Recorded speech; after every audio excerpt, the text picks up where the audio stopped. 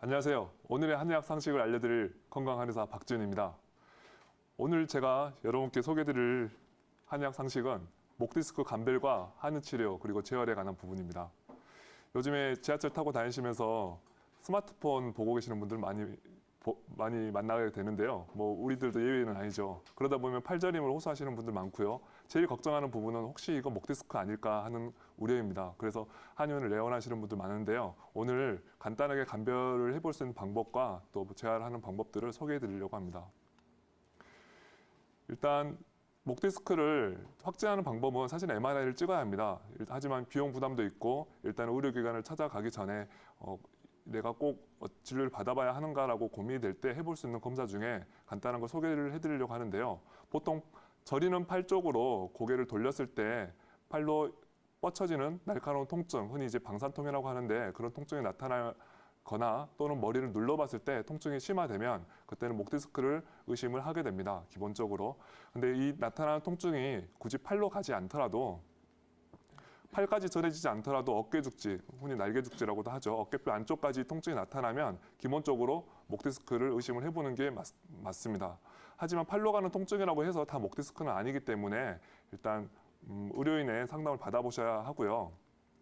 보시면 목디스크를 이제 확인해 볼 수 있는 두 번째 간단한 방법은요. 현재 통증이 있을 때 손을 혹시 머리에다 올리면 통증이 줄어드는지를 확인해 볼 수 있습니다.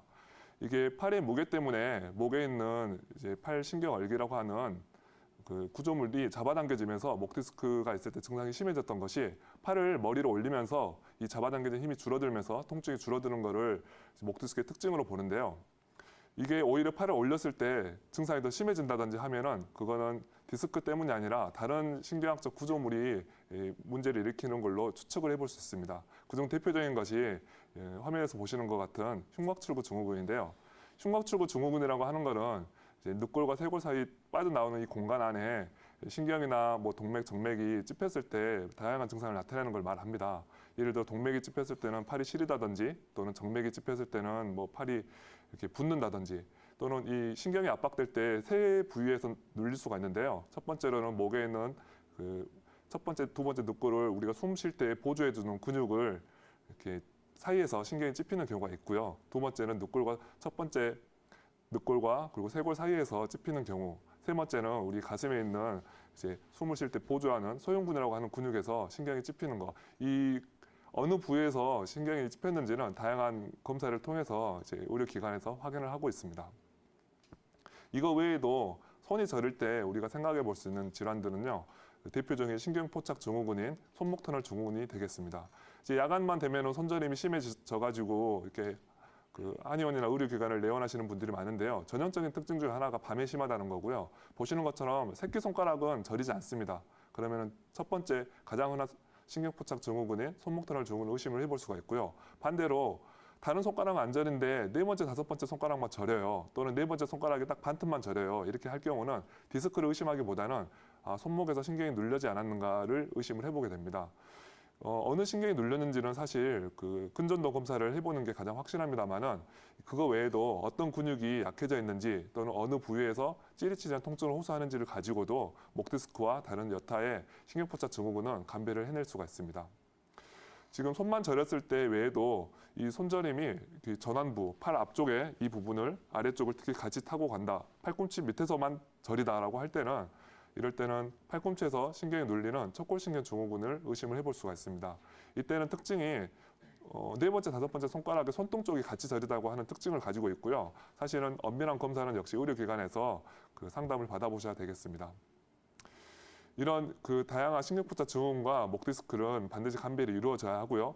경우에 따라서는 같이 동반하는 경우가 많은데 왜냐하면 목디스크를 기본적으로 갖고 있으면 여기서 한 20% 눌리고 여기서 한 30% 눌리고 여기서 한 30% 눌리고 그럼 증상은 이 모두를 다 같이 갖고 내원하시는 경우도 많이 볼 수 있습니다. 그러면 사실은 모든 경우의 수를 다 치료를 해줘야 되고요.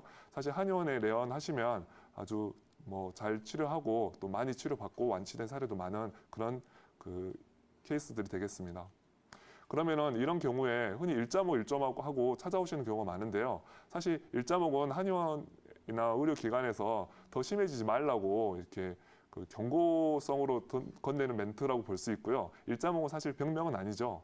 사실 고개 이렇게 당겨가지고 C자 커브를 만들어주면 그 순간 1.5는 사실 해소된다고 볼 수 있습니다. 하지만 뭐 고개를 이렇게 숙이고서 이렇게 스마트폰을 계속 보고 있다든지 컴퓨터를 볼 때 이렇게 고개를 앞으로 쭉 내밀고 보는 자세는요. 1.5이라고 하는 형태가 될 때 이게 안 좋은 이유는 머리의 무게중심이 앞으로 떨어지면서 어깨 뒤쪽의 근육에 지속적인 긴장을 만들어내기 때문이에요. 그리고 이런 상황이 오래되면은 구분 등이 만들어지고요. 그렇게 되면 오른쪽에 있는 그림에서처럼 위쪽의 등 근육과 아래쪽에 가슴 근육은 긴장이 되면서 오히려 뒤쪽에 아래쪽 등 근육은 약화가 되는 형태가 됩니다. 그래서 이런 경우를 해결하기 위한 가장 좋은 재활 방법을 한번 소개시켜 드릴까 하는데요. 그러면서 보시는 것처럼 기본적으로 등 근육을 강화를 시키는 게 좋습니다. 이 위쪽 어깨 근육은 어차피 너무 긴장이 되어 있으니까 그거를 이렇게 들어 올린다든지 해서 스로그 운동을 해가지고 뭐 우리가 보디빌더 할 것도 아니고 그런 운동을 하지 말고요. 오히려 아래쪽에 있는 등 근육들을 강화시키는 운동들이 좋습니다. 첫 번째 지금 벽에 기대가지고 하는 운동들은 견갑골 안정화 운동이라고 해서 견갑골을 지탱해주는 대부분의 등을 펴는 근육들을 강화시켜주고 잡아주는 형태가 되겠고요. 팔을 높이 들수록 아래쪽의 등 근육, 그러니까 하부 승모근이라는 근육을 강화시키는 데 도움이 됩니다. 그래서 이런 식으로 엎드려서 팔을 들어 올리는 형태의 근력 운동을 해준다든지 또는 이렇게 목 디스크가 실제로 있어가지고 신경통을 현재 나타내고 있을 때는 일단 견갑골을 뒤쪽으로 딱 쪼아줘가지고 앞서 말씀드린 등 근육들을 이렇게 근육을 수축을 시킨 상태에서 고개를 젖혀줍니다. 일반적으로 고개를 그냥 젖혔을 때는 팔로 찌릿하는 통증이 생기겠지만 견갑골을 모은 상태에서 견갑골을 안정화시키고 고개를 젖혔을 때는 C자 커브를 만들어내면서 목 디스크의 압력을 줄여주는 데 효과가 있습니다. 그래서 허리와 마찬가지로 목 디스크도 이렇게 뒤로 젖혀주는 운동을 동반하면 아주 유익하다고 할 수 있겠습니다. 하지만 이 운동은 통증을 이겨내면서까지 무리하실 필요는 없고요. 통증을 느끼지 않을 정도까지만 뭐 한 번에 5초씩 하루에 몇 회 이렇게 나눠 가지고 하시는 게 바람직하다고 볼 수 있겠습니다. 다음으로 알려드리려고 하는 운동은 이제 뒤쪽 근육이 너무 약해져 있고 앞쪽 근육이 긴장이 되어 있기 때문에 앞으로 이렇게 어깨가 말립니다. 이걸 어깨를 뒤로 이렇게 젖혀주는 운동이 필요한데요. 팔을 들어가지고 젖히지 마시고 어깨를 그냥 이렇게 뒤로 그냥 젖혀주는 운동을 하는 것만 가지고도 어깨에 많은 도움을 줄 수가 있습니다. 그리고 위쪽에 상부 승모근 같은 경우는 어차피 고개를 내밀고 있어서 긴장되어 있는 근육이기 때문에 어깨를 으쓱으쓱 하는 운동으로 그 빠른 스트레칭을 해주는 것이 그 긴장을 푸는데 매우 도움을 줄 수 있습니다. 그러면 과연 이제 하는 치료는 어떤 것들이 있는지를 살펴보려고 합니다. 기본적으로 긴장되어 있는 근육들은 침을 가지고 이제 근육의 긴장을 완화시킬 수 있고요. 해당 부위가 너무 아프면 좀 더 원위치열, 뭐 손이나 발끝에 침을 놔가지고 이쪽에 통증을 줄여주는 방법이라든지 한약과 침의 장점을 취합한 약침을 사용을 해가지고 그 목 디스크에 과민한 신경의 과민한 염증을 줄여주는 데 일조할 수 있습니다. 그 밖에도 경추의 비뚤어짐을 잡아주는 것이 일단 첫 번째 그 추나요법의 목표가 되겠는데요.